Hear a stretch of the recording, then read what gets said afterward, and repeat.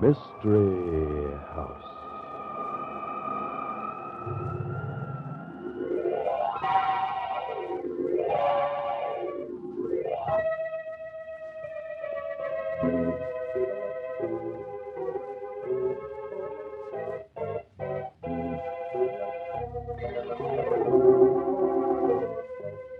Mystery House, that strange publishing firm owned by Dan and Barbara Glenn, where each new novel is acted out by the Mystery House staff before it is accepted for publication. Mystery House.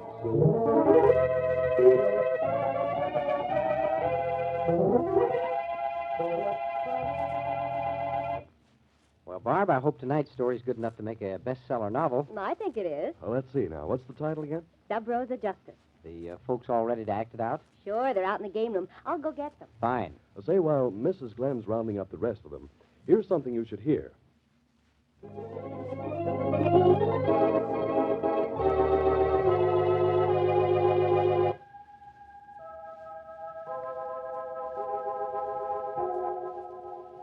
Okay, places, everybody. Set the scene, will you, Tom? Sub Rosa Justice.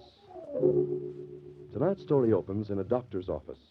Thorne Carlson is looking at the doctor with amused disfavor. Oh, come now, Doctor. You're being too abstract. You're putting on that smug, complacent professional face. I have tried to be as plain as possible, Mr. Carlson. In cases such as yours, one cannot be specific. One cannot be specific. Well, maybe not, but one can be blunt. Take a chance, Doctor. Tell me something that adds up. All right, Mr. Carlson, you have 1 month to live. Maybe a little more, probably somewhat less. Thank you, Doctor. Thank you. Now, 1 month to live.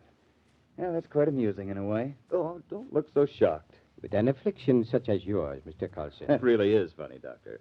An affliction such as mine. Do you know why I'm so little disturbed about dying? Because I've lost my affliction. You must be mistaken about that, Mr. Carlson. The X-rays show quite clearly. X-rays? Did you take an X-ray of my soul, Doctor? Or isn't medical science that well developed yet? Oh, pardon me. I'm doing the identical thing I accused you of doing a few minutes ago. I'm being abstract. Perhaps I'd better explain what I mean.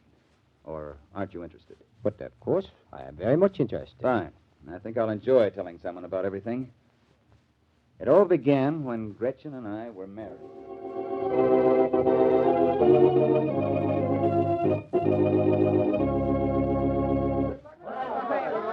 Goodbye, everybody. We'll be back in 3 weeks. And here's a little surprise for all of you. Surprise? What are you talking You about? see? It's a surprise on Thorne, too. We'll be at home at the old Tinley Mansion. Mother's giving it to us for a wedding present.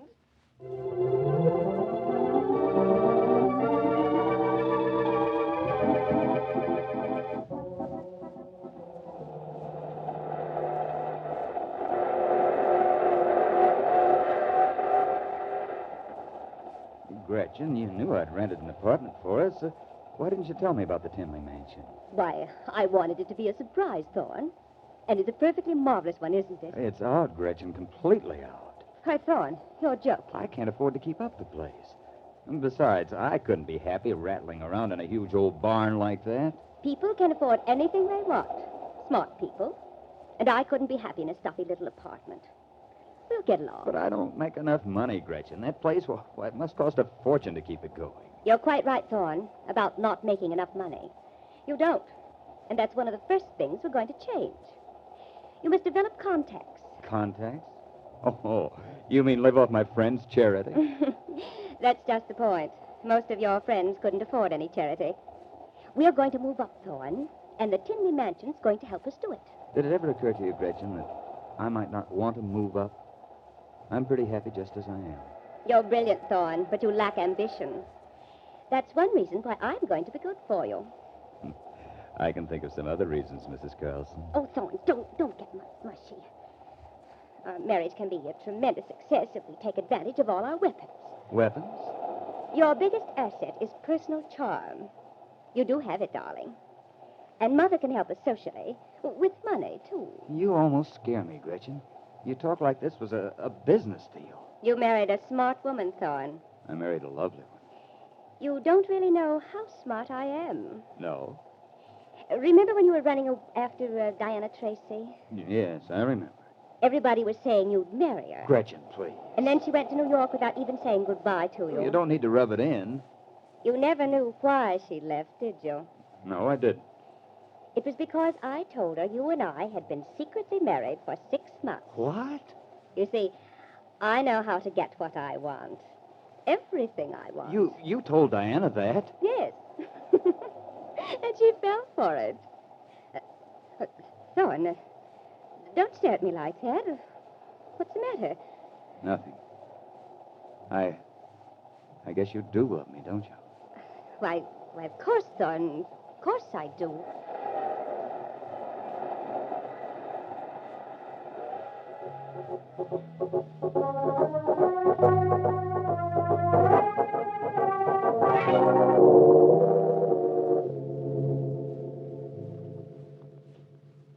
Oh, Thorne, you'll have to change in a hurry. Guess who's going to be here for dinner tonight? Oh, Gretchen, can't we just for once have some friends in for dinner? Must we be forever selling something? You should know the answer to that. Bills past due at every store in town. You bet we should be selling. And Thorne, Yeah, what now? it's terribly important that you play up to Mrs. Sweet tonight. I can handle her husband, but she'll actually make the decisions. I'm sure of that. So be especially nice and charming to her. There's a word to describe you, Gretchen. Thorne, Get me sore enough and I'll use it sometime.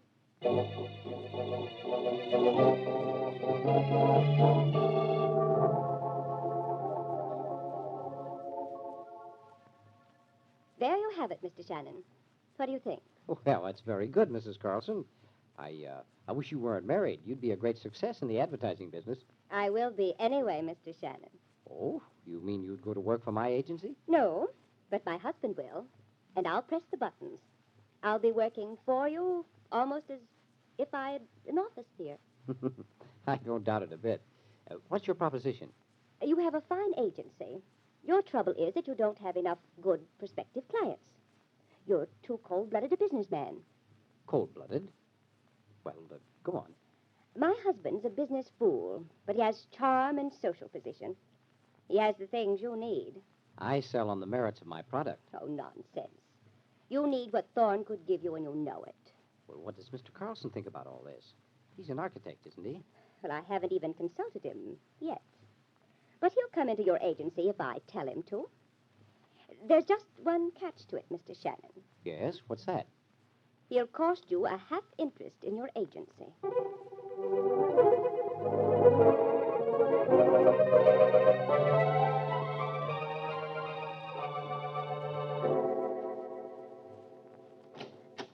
Hello, Gretchen. Oh, you're looking beautiful tonight.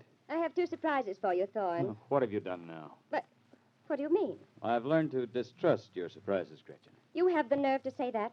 Haven't they always worked out for the best? Haven't I brought you right up the ladder? All right, what now? First, we're going to have a baby. Oh, that's wonderful, darling. Just a minute. Second, you're through with architecture. Huh? The arrangements are all made, and I drove a hard bargain. You're going into an advertising agency.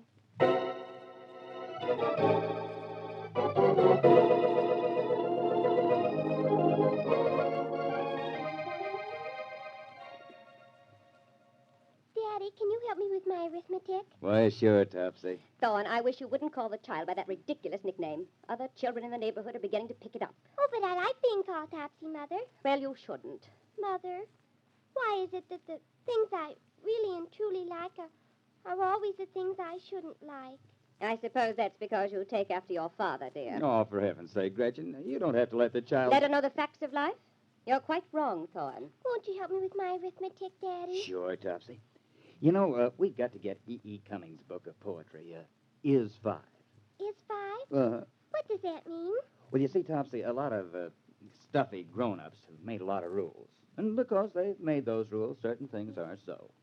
And the rules say that 2 and 2 are 4. Well, aren't they? For most people, yes, Topsy. But not for you and me. You see, Topsy, you and I are among the privileged few. And just because some old sour-faced schoolmaster's made a rule, you and I don't have to believe it. Well, what do we believe then, Daddy? Well, we think that quite possibly, under the right circumstances, 2 and 2 aren't 4 at all. No, maybe when the moon's in the right phase, 2 and 2's 5. Thorne, I won't have it, you hear? I work to keep her from being an impractical fool, and you tear down everything I do. Not quite everything, I'm afraid, Gretchen. But I try hard. Oh, are we expecting guests this evening? Only Bob Shannon. I asked him over. Run on up to bed, Dorothy. I'll take you, Topsy. The child's quite capable of going to bed by herself. Come on, Topsy. Last one up the stairs is a purple-faced baboon. Oh, Bob, come in. Hi, Gretchen. Why the command summons? I thought there were some things we should discuss. Ah, Gretchen, you know I love this house. It's so cool and efficient looking. Where's Thorne? He went upstairs to put Dorothy to bed. He'll be down in a minute. He's a swell guy, Gretchen. You did me a big favor that day that you came in and sold him down the river. I don't do favors.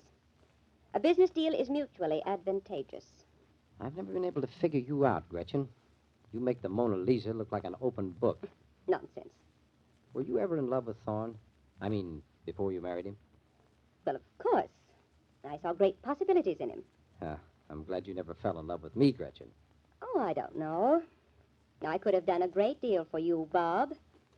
Actually, you'd have been much better material than Thorne. Did I hear my name? Hi, Bob. Oh, hi, Thorne. We were just admiring Gretchen's handiwork. Sit down, Thorne. Why so solemn? I have a little surprise for you men. Oh, watch out, Bob. You don't know her surprises like I do. I've been checking the firm's books. Well, we've come a long ways in the last 9 years, haven't we? I checked them myself the other day. Yes. Yes, we've come a long ways. And nearly 80% of the billing is Thorne's. Sure, I get it, and Bob takes care of it. Not a bad deal. Not a bad deal for Bob. Huh? What do you mean? I mean that, well, frankly, you're not carrying your share of the load, Bob. You aren't contributing as much as we are. No?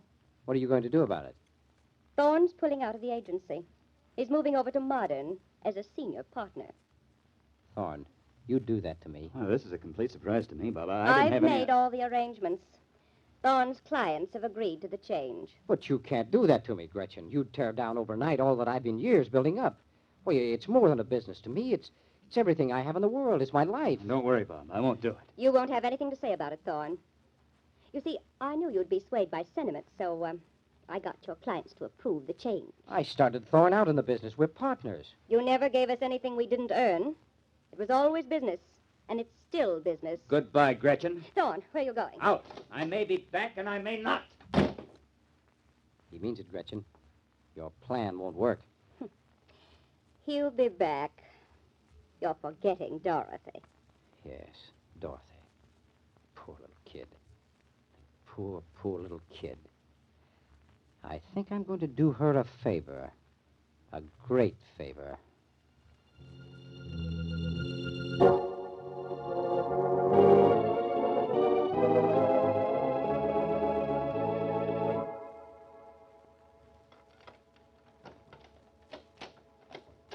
Gretchen. Gretchen. Oh, Gretchen! Great Scott. No. You woke me up, Daddy. You shouldn't shout so. Oh, Mother. Daddy, something's happened. Mother's hurt. No, not her, Topsy. Your mother's dead. She's been strangled to death with a handkerchief. No. She can't be dead. She can't be. Mother, speak to me. Oh, please, Mother. Say something. Topsy, honey. Sometimes things happen that little girls can't understand. Maybe later and maybe never. You'll have to be a brave kid. Now, go on back to bed, honey. Untie the handkerchief from around your neck, Daddy. It's so tight. All right, darling. Daddy, what are you doing with the handkerchief? I'm going to put it in my pocket, Oh, Topsy. but it belongs to whoever killed my mother. It's a man's handkerchief. A man with the initial S. It must be Mr. Stanton. He was coming here when I went to bed. Topsy, no, you mustn't say that. Don't ever mention it. Your mother was killed by a man while I was gone. People say bad things about that, honey. Bad things about your mother. This is our secret. Promise, honey. All right, Daddy. It's our secret.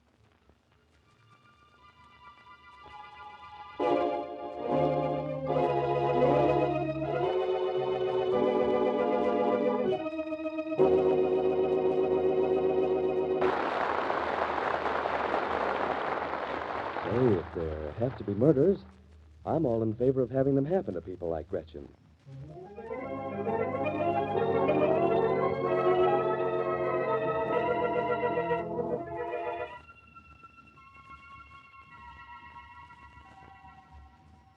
Now, we go back to the living room of Thorne Carlson's home.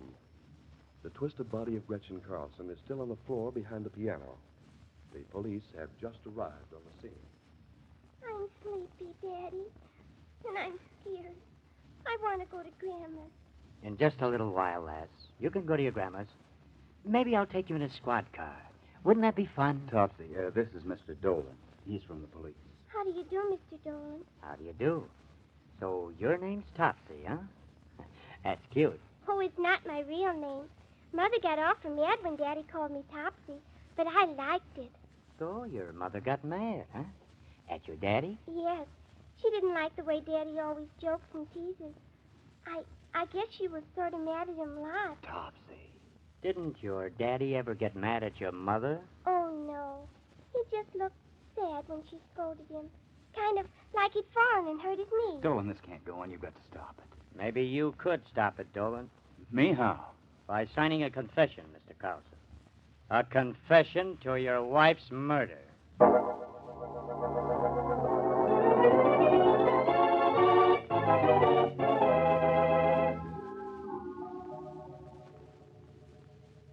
Well, now that you've learned that Gretchen and I had our quarrels, what next?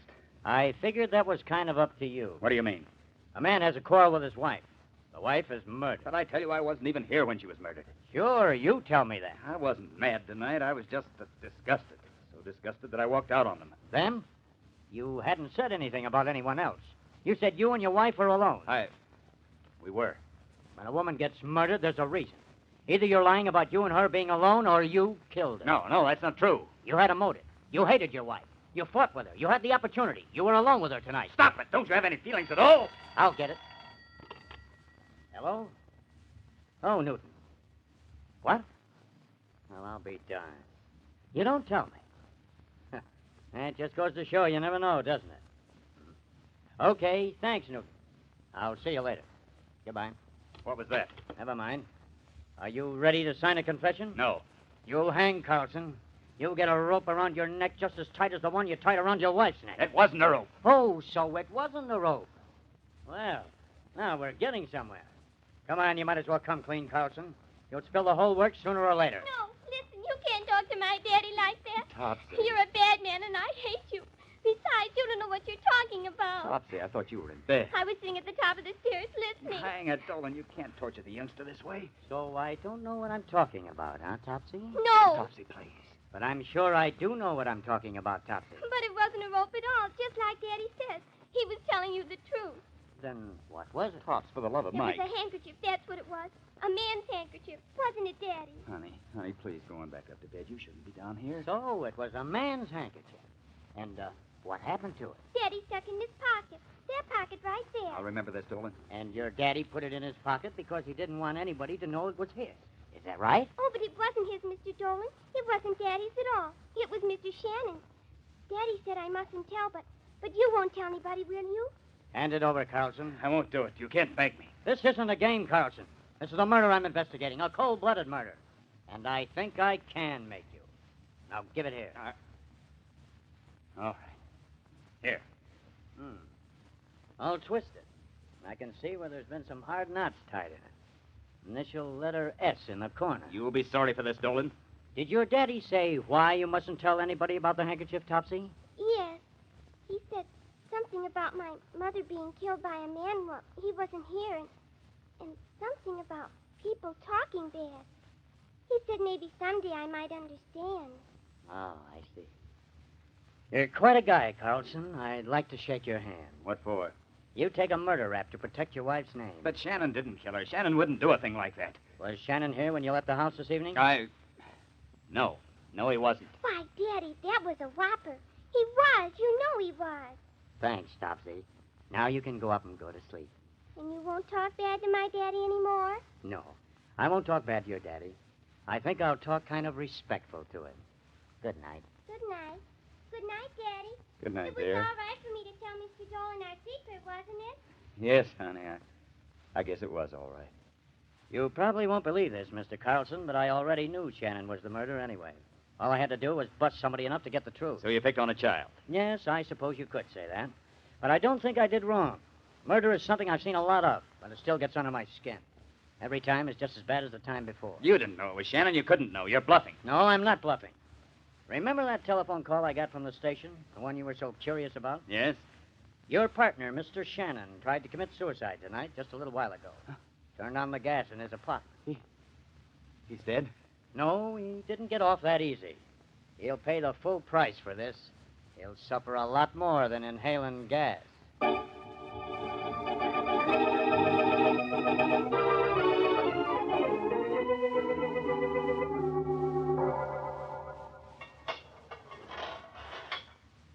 You can have 10 minutes with him, Mr. Carlson. I'll tell you when your time's up. All right. I'm sorry, Bob. Dreadfully sorry. Ah, you ought to hate me, Thorne. Yet you're the only friend I have. The only one who tried to save me. Didn't do any good, but you tried, Thorne. You're not guilty, Bob, even if the jury said you were. I know that. I'm afraid I am guilty, Thorne. I remember saying to Gretchen something about Topsy. I said, I'm going to do her a favor. Well, then Gretchen laughed at me, and I slapped her face. Everything went black, and the next thing I remember, I was in the hospital. They didn't believe me when I told them that, Thorne. I don't suppose I'd believe it if I were on the jury. I believe you, Bob. There's still a chance. The governor... No. It's better this way. Our business is gone now, you know that. Everything I worked for all my life. Gretchen had her way, Thorne. I'd have lost it if she'd have lived. Her death took it away from me anyway. She was the most evil woman I ever knew. I'd gladly trade places with you, Bob. No. I thought about that, Thorne. About trying to throw suspicion on you, but that was no good. Why not? There's Topsy. Yes, there's Topsy. I don't regret a thing, Thorne. I've no relatives, nobody to humiliate. And I've done the kid just what I said I would. I've done her a favor. So waste no tears, Thorne. It's a good job all around. Just forget about the governor. No dramatics, no scenes. Your 10 minutes is up, Mr. Carlson. Thank you, Dolan.